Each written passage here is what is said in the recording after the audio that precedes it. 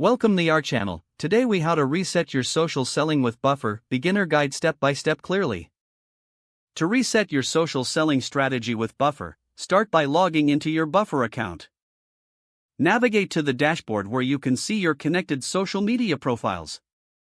If you need to disconnect any accounts, go to the Accounts section. Click on the profile you want to remove, and then choose the option to disconnect. Next, review your current posting schedule. You can access this by clicking on the Publishing tab. Take note of the times and frequencies you've been posting. Consider whether they align with your target audience's peak engagement times. Now, it's time to set up new goals for your social selling efforts. Think about what you want to achieve, whether it's more followers, increased engagement, or higher sales. After defining your goals, proceed to create new content. Use Buffer's content planner to schedule posts that resonate with your audience. Make sure to include a mix of promotional content and value-driven posts. Next, enhance your visuals with Buffer's integrated Canva feature. This allows you to create eye-catching graphics directly within the platform. Monitor the performance of your posts by checking analytics in the Insights section. Look for trends in engagement to see what resonates best with your audience. Use these insights to refine your content strategy moving forward.